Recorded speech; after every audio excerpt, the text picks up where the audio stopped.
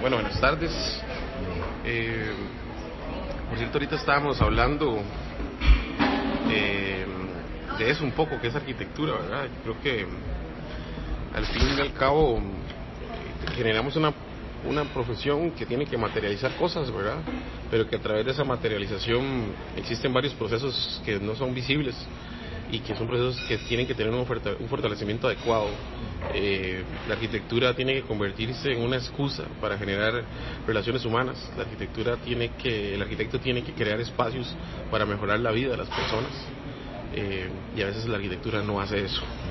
Entonces creo que eso es un tema importante, ¿verdad? Es un tema de que cualquier cosa que nosotros hagamos conlleva que cualquier pieza arquitectónica que llevemos va a llegar a la ciudad, sea rural, sea metrópoli, y que va a tener un impacto, y ese impacto tiene que ser positivo. Ese impacto tiene que realmente acoplarse de una serie de elementos que están en el ambiente, que hay personas importantes, claves, que tienen que ser partícipes, por más que fuera una casa, sea un parque, sea lo que sea, tiene una influencia, y esa influencia hay que ver cómo trabajarla de la mejor forma para no afectar la vida de muchas personas. Entonces, en resumen, es esa excusa, ¿verdad?, para crear relaciones humanas y poder impactar en un entorno. Vamos a ver, yo siempre obviamente uno es partícipe de muchos arquitectos. Yo creo que uno igual en un quehacer, y cualquier persona en su quehacer tiene personas que lo inspiran, ¿verdad? Si voy a hablar solo en términos de arquitectura, a mí me inspiran algunos arquitectos, lógicamente. Me inspira mucho lo que es el trabajo de Glenn Murcutt. Soy muy fan de un arquitecto que se llama Jorge Mario Jauregui, que he tenido el placer de conocer y ser muy amigo de él. Lo estudié mucho tiempo en la academia, y después logré, por temas del destino, conocerlo y hasta volverme amigo de él, y todavía conversamos hasta por WhatsApp. A veces hasta me asusto. Pero he tenido muchos amigos. Alejandro Hayek, que es una persona que es muy amiga mía, pero es una persona que nos inspira mucho lo que hacemos. Él ha trabajado en muchos entornos en Venezuela. Don Jorge trabajó en barrios en Brasil, en favelas, y ha hecho proyectos inspiracionales para donde quiera. Entonces, ese tipo de trabajo es muy inspirador. Creo que ahora todo esto que ha habido una apertura muy sudamericana también nos ha llevado a poner ahora el ojo y la sensibilidad en Centroamérica. Creo que países como Guatemala, El Salvador, están pasando personas, colectivos que están haciendo cosas muy importantes, proyectos muy importantes e inspiradores, que Alfredo Madul, que es muy amigo de nosotros en Guatemala,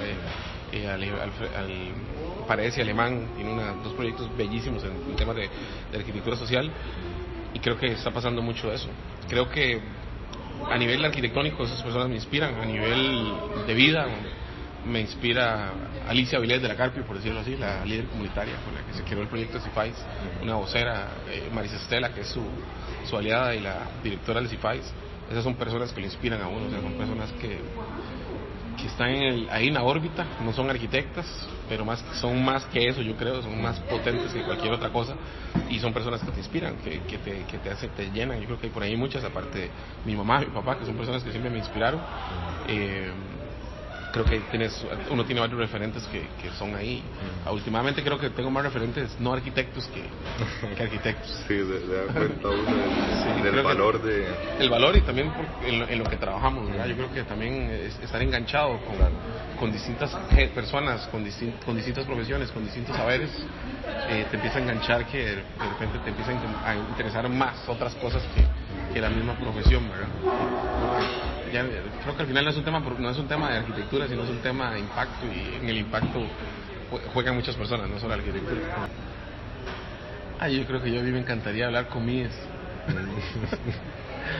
Yo no soy fan, vamos a ver, no es que no soy fan de Mies, no es que creo que en arquitectura se sigue adorando mucho arquitecto que en su época hizo cosas maravillosas, pero que ahora estamos en entornos muy diferentes. Y digamos, Mies ha hecho cosas que obviamente proyectos muy importantes a nivel mundial, pero me encantaría preguntarle a Mies qué haría en este momento si estuviera vivo, cuál sería la resolución que haría en un proyecto de infraestructura pública o social. ¿Cómo lograría visualizar un proyecto en un asentamiento informal? Me encantaría poder preguntar eso y ver qué responde. Con su egocentrismo y todo. Eso, correcto. Creo que anterior a eso, muchos de los arquitectos había un egocentrismo muy grande, ¿verdad? Le Corbusier y todos estos grandes de la arquitectura. Y entonces me gustaría ver cómo MIES podría emprender un trabajo colaborativo. Fundamental, o sea, yo creo que, vamos a ver, lo digo desde el punto de vista, digamos, nuestro. Nosotros nos ha tocado trabajar en muchos proyectos. Si uno analiza hasta desde el punto de vista climático, hay proyectos 1000 veces mejor resueltos de arquitectura de hace 100 años que proyectos en la actualidad. Puedo retomar las casas limonenses, puedo retomar las de este tipo victoriano, puedo retomar una serie de proyectos de los que tenían patios que podían ser de adobe o de arcilla, proyectos que estaban bien pensados, bien iluminados, bien ventilados, y que muchas de esas condiciones en la actualidad no se dan.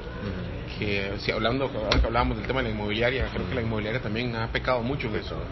Y si uno también analiza, muchos de los inmobiliarios ni siquiera son arquitectos. Entonces es como que se está perdiendo ese conocimiento también, ¿verdad? Es un tema nada más de hacer dinero y estamos perdiendo como la calidad de los edificios. Entonces creo que esa representación al pasado es fundamental. Nos ha tocado trabajar por decir algo, con comunidades indígenas, y que es una de las, para mí también, del grupo de personas más olvidado de la sociedad, donde la arquitectura muy pocas veces accesa, y hay una condición de tradiciones, culturas, valores que no están siendo, digamos, claros, o sea, que no están siendo tocados, por decir algo. Entonces, ¿qué quiere decir? Que aunque usted haga un edificio para una zona indígena en este momento, no quiere decir que usted no pueda tomar una serie de atestados culturales y los pueda meter en el proyecto. No quiere decir que usted tiene que replicar la arquitectura de hace 100, 200 años, sino más bien cómo con vanguardia puedes tomar esos conceptos y reforzarlos para que esas personas tengan las mejores condiciones y se sientan en su espacio apropiado, y que tiene un valor cultural, tiene un valor educativo, tiene un valor espiritual. Eso tiene mucho valor, y eso tiene un enfoque que creo que a veces la arquitectura lo olvidó, y muy pocos arquitectos que están en el medio están trabajando en ese tipo de sectores, ¿verdad? Está a nivel internacional. Acá en Costa Rica yo creo que hace mucho tiempo hay una movida arquitectónica muy fuerte, digamos, si uno la compara con Centroamérica. Costa Rica todavía lleva un poquito por lo menos de pasos adelante que otras regiones de Centroamérica, hablando, digamos, en nuestra región. En Latinoamérica creo que sí, todavía hay lugares que se han desarrollado un poco mejor. Podría poner el caso de Colombia, por decir algo, que ha tenido mucho conflicto armado y ha logrado salir adelante, y a partir de eso crear ciudades importantes como Medellín, ciudades de la innovación. Creo que nosotros no hemos salido de eso. Nosotros ya tenemos una serie de conflictos, de problemas viales, de movilidad urbana, que fueron temas también de gobierno, y que creo que todavía ese tipo de cosas nos siguen cerrando como un país subdesarrollado. Creo que eso no nos saca de ese paréntesis. Creo que tenemos la capacidad, el potencial, creo que tenemos el capital humano, el recurso profesional para poder sacar esas metodologías y esos espacios para adelante. Creo que, de repente, a veces hay una visión errónea de para dónde va la arquitectura. Creemos que desde el punto de vista nada más del desarrollador, estar desarrollando edificios en altura y repoblando la capital, que cuántos edificios en altura tenemos vacíos, se cree que eso es desarrollo. Yo creo que ya podemos eso observarlo en muchas ciudades, en entornos.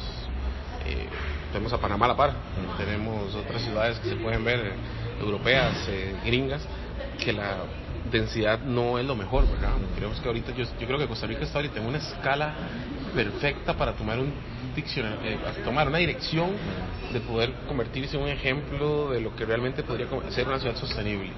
Y por ahí hay algunos ejemplos de lo que está haciendo, por decir algo, Copenhague. Dinamarca está haciendo unos proyectos impresionantes, donde se está tomando en cuenta muchas cosas de movilidad urbana, muchas cosas de temas de energía renovables y una serie de cosas que creo que nosotros todavía podríamos reinterpretar y tomarlas para nuestro entorno. Entonces, sí, vamos a ver. No sé si la inmobiliaria como tal, creo que la profesión como tal comete muchos errores en el tema de que, primero que todo, vemos la arquitectura desde una burbuja. Premios de arquitectura internacional, nacional, se venden dentro de la burbuja del arquitecto, no se ven dentro del ciudadano. Los arquitectos se dan premios entre arquitectos. Sí.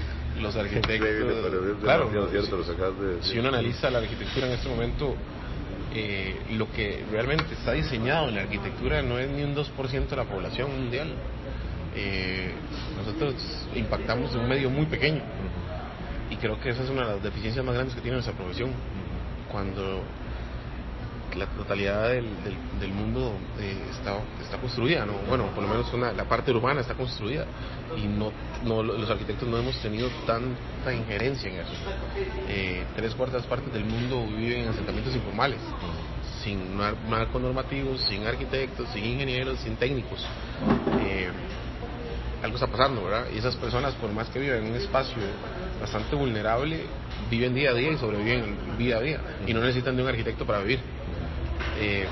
Tal vez el arquitecto podría haber estado en una fase menor para poder por lo menos haber orientado o planificado lo que podría haber pasado con esas expresiones de ciudad, pero creo que por ahí es más un tema de la educación, de qué estamos nosotros irradiando a nivel educativo a la sociedad. O sea, siento que el arquitecto todavía no le ha demostrado a la sociedad que su aporte es valioso, como lo ha hecho la medicina, como lo hace la salud. La gente paga un consultorio de médicos, no le importa pagar 40,000 colones por un día para que lo revisen, porque entiende que el médico es un personaje muy importante en su vida, porque es tema de la salud. Pero el arquitecto todavía no ha llegado a eso. El arquitecto todavía no ha demostrado que usted es una persona importante en un medio para que la gente realmente valore lo que usted hace. Más bien te siguen viendo como una persona cara, como una persona que todavía, no, mire, yo no voy a contratar a un arquitecto, voy a contratar más obras que me haga la casa porque me cobran más barato. Entonces, o sea, es un tema de precio, es un tema de calidad. ¿O será que esa disyuntiva está haciendo más bien que haya una fragmentación de ese pensamiento ciudadano, en que ninguna de las dos está bien? O sea, quiere decir, sos caro y tampoco sos bueno, o no sos accesible, o no aportas lo que necesitamos que se aporte. Entonces, ¿qué está pasando? Entonces, no estamos comunicando bien qué hacemos. De hecho, bueno, yo una de las cosas que yo me cuestiono siempre, yo siento que en las escuelas de arquitectura deberían dar como mínimo ciertas materias de psicología o sociología o ciertas cosas para entender realmente el ser humano y la mente, y ponerse a una escala diferente de sensibilidad, porque realmente es desconectado. Si me meto a ese tema, no sé si lo extiendo ahí, pero... Claro, no, feliz, que me quede para mí, ¿no? Pura vida. Para mí, yo siempre pongo este ejemplo, digamos, la academia para mí tiene mucha culpa, y me culpo también porque me puedo dar un balazo en el pie porque yo soy profesor, pero tiene mucha culpa de que todavía no tiene un enfoque claro de qué es la profesión. No tiene un enfoque claro de cómo esta profesión puede colaborar con un gobierno local o un gobierno principal. ¿Por qué quiere esto? Porque no hemos hecho un mapeo de qué tipo de necesidades o qué tipo de posibilidades tiene que tener un arquitecto y cuáles son sus competencias para poder trabajar en un entorno determinado, en este caso en acompañamiento de un concepto de construcción país. ¿Qué quiere decir con esto? A usted cuando estudia, todos quieren ser rockstars en la arquitectura, ¿verdad? Todos quieren ser el Rangheri, todos quieren ser Nicolas Lynch, Richard Rogers, Norman Foster, todos quieren ser ese, pero usted no le enseñan que usted puede ser una pieza clave en la sociedad. Usted no le enseñan que usted puede realmente entrar a un gobierno local y poder hacer un cambio. Más bien usted le estigmatiza en el gobierno local. ¿Qué quiere decir con eso? Usted le dice, no, mire, si usted va a terminar trabajando en una municipalidad, firmando planos, usted está loco. O sea, usted ahí no va a hacer absolutamente nada. Eso no es un trabajo digno. Si usted se pone a analizar en este momento el entorno, los mejores proyectos que puede tener cualquier país están en un gobierno local. Si al arquitecto se le enseñara a trabajar en un municipio con las herramientas reales como tienen que ser, las herramientas administrativas como deben de ser, los arquitectos que trabajaran en los municipios tendrían en su mano los proyectos más importantes del país, los proyectos de mayor impacto del país, pero no le enseñan a uno a hacer eso. Entonces llegan un montón de profesionales que no saben cómo actuar y dicen que son los mejores proyectos. Entonces hay un problema de la formación del arquitecto a poder trabajar en esos entornos, y por eso es que las alcaldías y los municipios y todo el mundo se queja, y la gente se queja, no, mire, es que el departamento de infraestructura de esa municipalidad no sirve para nada. Sí, porque tal vez no tienen las competencias, las armas adecuadas para poder activarse. Yo creo que ahí es donde hay que ver por dónde tenemos que trabajar para poder cambiar eso, ¿verdad? De hecho, bueno, también alargando esta pregunta, yo ahorita actualmente estoy llevando diseño empresarial en Argentina. Me llama muchísimo la atención porque, te dan herramientas para formar una empresa, sea como sea, para seguir siendo parte del mundo capitalista, como hiciste, pero no te dan una materia para ese diseño participativo, para tener esa relación, como vos decís, con el gobierno. Y creo que hoy en día es de los roles más importantes, o de los retos más importantes, y todos como arquitectos. Totalmente. Nosotros, si lo vemos desde el punto de vista de la arquitectura, el arquitecto tiene un rol, aparte obviamente de entender hasta dónde llega su rol. Yo siempre he hablado de algo. A mí me parece que el arquitecto y la profesión de la arquitectura es una de las profesiones que más viola a las otras profesiones. ¿Por qué? Porque no trabaja conjuntamente con otras profesiones. El arquitecto siempre se ha pensado que el arquitecto es el que resuelve todo. El arquitecto no tiene las capacidades para resolver un tema de trabajo social. El arquitecto no tiene las capacidades para resolver un tema de antropología, psicología, biología, forestales. No tiene las condiciones. Obviamente, si la persona estudió una serie de posgrados y otras cosas, aparte de eso, lo va a tener el conocimiento. Pero entonces el arquitecto no puede resolver todo. El arquitecto necesita de articularse de un montón de personas. En este caso está tocando temas profesionales, pero habría que tocar también actores importantes como líderes comunitarios, personas que tienen una serie de saberes en una comunidad, que no tienen que ser solamente profesionales, que hay una transferencia de información de ambas partes para poder crear un proyecto. Y a usted no le enseñan a hacer arquitecto. Usted nunca le han enseñado, y en la academia nunca le han enseñado a convertirse en un articulador o un puente. Usted le enseñan nada más genéricamente a diseñar y a hacer algo, a hacer una simulación arquitectónica, porque ni siquiera es eso algo real, es una simulación arquitectónica. Entonces, una de las cosas que uno dice más heavy es, pues si toda la vida le enseñaron a hacer simulaciones arquitectónicas, no es una irresponsabilidad sacar a un mae a la calle para que vaya a hacer un proyecto real, su primer proyecto real, sin haber nunca hecho un proyecto real. Usted, que es lo mismo el ejemplo que por ahí también pone en redes sociales. Usted va a operarse con una persona que nunca ha operado.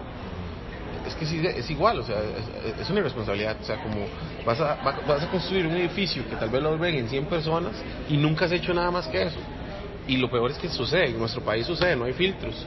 Yo creo que una persona que está recién graduada y va a construir, tuvo la oportunidad de construir un edificio de mucha magnitud, debería de haber un requisito de que tendría que aliarse con una persona de tanta experiencia para poder llegar a hacer un proyecto así. Pero en Costa Rica no hay filtros.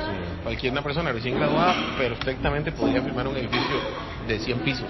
Nadie le va a decir nada. Entonces eso es una irresponsabilidad de nuestra profesión. Y la otra responsabilidad es que no entendemos hasta dónde llega la profesión, y por eso no nos vinculamos con otras carreras. Y entonces queremos hacer todo. El arquitecto quiere resolver todo desde un mapa, quiere resolver todo desde una órbita muy arriba. Todo lo que se llama master plans y todo eso funciona en una cierta medida, como la mano de Dios, pero no puede ser así, correcto, no puede ser así, y eso está demostrado. Si uno analiza lo que pasó en Brasil y lo que ha analizado que sucedió en otras ciudades importantes en el mundo, se quiso planificar desde la óptica Dios. Y son cosas que no se previeron en las ciudades periféricas, no se previó el desbordamiento de la ciudad, no se previeron muchas cosas, y eso ha generado problemas muy graves en las ciudades. Entonces, hay un tema de poder trabajar conjuntamente, y eso creo que las escuelas de arquitectura y nuestra profesión deben de engranarlas y ponerlas lo antes posible dentro de las líneas de acción de una carrera. Sí, vamos a ver, creo que podríamos abrir un poco el tema de arquitectura contemporánea. Ahora de eso estábamos en una entrevista ahí de radio, y empezamos a hablar de ciudades inteligentes, de ciudades saludables. Así que todo eso creo que es parte del entorno de la ciudad, de la arquitectura contemporánea, ¿no? ¿Qué está pasando con el entorno? ¿Qué está pasando con las ciudades? Creo que tiene que haber todo un tema de participación ciudadana. O sea, no es posible que existan proyectos, un parque por decir algo, y no tenga la opinión ciudadana para que ese parque realmente solvente las cualidades, las necesidades de las personas que viven ahí. Creo que a veces al arquitecto se le olvida que diseña para alguien y no para él. Y eso también es un tema de educación. A veces hay que educar hasta al cliente. Hay clientes que dicen, no, mira, arquitecto, diséñame esta casa como se quiera. O sea, el arquitecto mínimo debería entender cómo es el estilo de vida de la persona para poder diseñar a través de las necesidades de esa persona, no las del arquitecto. En el caso, yo no digo, a mí me encantaría tener un puente de vidrio que pase, ¿será que la persona lo necesita? Para mí se ve chiva, por decir algo, uno dice, se ve bien, pero se podría ver increíble en el espacio, pero esa persona necesita ese puente. Entonces, son cosas que yo creo que son parte de esa participación, de ser muy sensibles, de entender la participación y también de poder mapear los problemas de ciudad. O sea, creo que ya, digamos, cuando se habla de un tema de poder decir algo de ciudad inteligente, ya empezamos a hablar de que realmente ya existe una serie de espacios virtuales, digitales, donde hay georreferenciación, por decir algo. Con la georreferenciación usted podría perfectamente mapear dónde están los problemas de una ciudad, dónde están las bondades de una ciudad, cuáles son los recursos naturales más importantes de una ciudad, y con esa base de datos poder construir y diseñar, y tener bases de datos donde hay opinión pública. Eso te da oportunidad, y eso hace que la arquitectura sea contemporánea. Creo que a veces nos cerramos a pensar en que la arquitectura contemporánea es la casa parecida a la de Richard Mayer, con arquitectura blanca, que está en una loma, que se conjuga con el entorno, pero yo creo que va más allá que eso, ¿no? Y tenemos que tener cuidado con ese tipo. Creo que a veces seguimos viendo la arquitectura como la pieza, como esa pieza arquitectónica bella, que tiene que ser bella. Creo que si una persona estudió 6 años diseño, 5 años diseño, mandaría la parada que no haga algo bien, ¿verdad? No diseñe bien, que compositivamente no haga algo bien. Y creo que nuestra profesión va más allá que solo un buen diseño, ¿verdad? Entonces, toda esa relación que vaya a tener tiene que estar controlada, tiene que estar cuidada, tiene que haber espacios para ciudades saludables, donde sean ciudades que promuevan el ejercicio, que promuevan la salud, que promuevan el espacio social, cultural, que refuercen la cultura. Eso es una ciudad saludable, es una ciudad inteligente.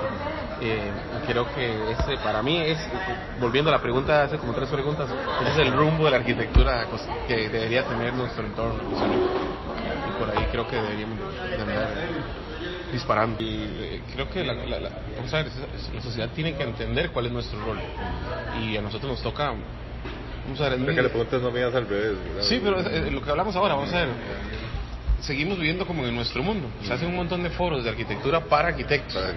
¿Por qué diablos no pueden hacer un foro de arquitectura para cualquier persona? Donde sea abierto a las comunidades, donde sea abierto a cualquier persona, donde se puede ir a darlo ahí a la plaza de la cultura si quiere, y que la gente te pueda escuchar y entender cuál es el rol del arquitecto. Eso no se da, esos espacios no se dan. Nosotros no tenemos espacios de sensibilización para poder hacer consulta ciudadana a través de temas de infraestructura. No se da. Entonces, nuestra profesión sigue encapsulada dentro del mismo entorno. Hasta es un confort mental que totalmente se ha traducido en el tiempo, y que no queremos salir de ese confort mental. Nosotros, es interesante, nosotros hemos ganado algunos premios y todo lo que quieran, y agradecemos eso. O sea, nosotros solamente lo agradecemos porque por lo menos hay un grupo de gente, de arquitectos, de profesionales, de personas respetadas, está valorando lo que hacemos, por lo menos desde el rol de nuestra profesión.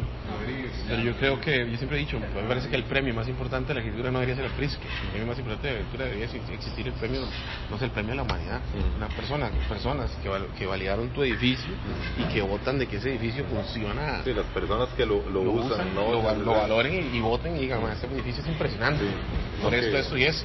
Esas son las personas que le deben dar su premio, no 5 arquitectos reunidos y escogiendo quién va a ser el próximo Pritzker. Sí, analizando la composición o un montón de elementos que realmente que le dejan a la sociedad. O por qué ese staff de jurado, ¿por qué no es mezclado? Porque no hay otros componentes más importantes para poder dar un premio tan importante. O sea, hasta analice usuarios, un sociólogo o otras áreas completamente. Comunidad, no sé, si se va a trabajar en proyectos de impacto, bueno, traiga líderes comunitarios que valoren un edificio. Bueno, sería una buena propuesta, en lugar de la Bienal, de salir con el premio de la humanidad. Sí, premio comunal, premio comunitario. Yo creo que nosotros, el aporte que tal vez creemos que estamos dándole, y que estamos trabajándolo todavía, creo que todavía estamos en proceso. Somos arquitectos muy jóvenes, la verdad, y todavía falta mucho por recorrer, mucho por aprender. Creo que aquí es ese punto de cómo la arquitectura se convierte en un servicio, cómo la arquitectura puede accesar a las zonas más débiles. Creo que eso es el aporte que nosotros nos interesa. Creo que el aporte que nos interesa es poder dejar ese legado de poder crear metodologías de participación ciudadana desde la óptica de la arquitectura, de poder entablar una serie de conocimientos aprendidos desde las zonas más vulnerables del país, poder generar un intercambio de saberes. Nosotros a eso le llamamos como inteligencias colectivas. Saber que usted puede aprender del carpintero de usted, que se puede aprender de tal persona, de la señora que hace pan, y de la señora que hace pan puede aprender de usted. Creo que ese es uno de los aportes más bonitos que pueden haber en el día a día de la arquitectura, y demostrar que se pueden romper los esquemas. Yo creo que al final es un tema de lo que hablamos, el tema de la materialidad, romper estigmas, hacer entender a la gente que existen muchos materiales. Conste que cuando digo que es trabajar con madera no quiere decir que esa es la Sagrada Biblia y solo de madera, cero, más bien entender que se puede hibridizar los materiales. Puedes tener un proyecto de concreto, metal y madera perfectamente, y que sea bastante amigable con el contexto. Yo creo que eso perfectamente se puede elaborar. Es un tema de estrategia y diseño, pero que sí ocupamos edificios que la materialidad y la función realmente impacten y irradien una mejor relación con lo que está sucediendo a nivel país. Podríamos decir que hacer edificios conscientes. Sí, concientizar totalmente, que irradien en la ciudadanía y que concienticen a la ciudadanía. Eso es una parte vital para poder cambiar nuestro entorno. Si no, nuestro entorno no va a cambiar, va a seguir igual. Sí, eso lo estamos trabajando también. Tenemos más de 2 años de estar escribiendo. Estamos haciendo la idea es hacer un manual también de participación, y estamos escribiendo un libro que se llama 1-1, que es nosotros damos una conferencia, la que hemos dado a nivel internacional, que se llama 1-1, que irradia sobre esa relación 1 a 1 entre las personas, entre una comunidad, y aparte de eso lo que estamos haciendo es hablando de metodologías de participación y contando historias de esa metodología de participación, cómo esas historias fueron llevadas a los proyectos. Entonces poder darle también el libro va a tener varias conclusiones, no solamente de arquitectos. Por cierto, el prólogo lo va a escribir Jorge Mario Jauregui y Alejandro Hayek, pero algunas conclusiones las va a escribir doña Alicia Vilés, la líder comunitaria de Carpio, que nos interesa que ella nos dé su perspectiva como usuaria del edificio, como usuaria de varios proyectos. Entonces eso es parte como del interés de que sea un libro que lo pueda tomar, que no sea tan de la perspectiva arquitectónica, sino que lo pueda tomar cualquier persona, lo lea y pueda aprender sobre algunas de esas metodologías. Entonces ahí estamos, esperamos terminarlo este año.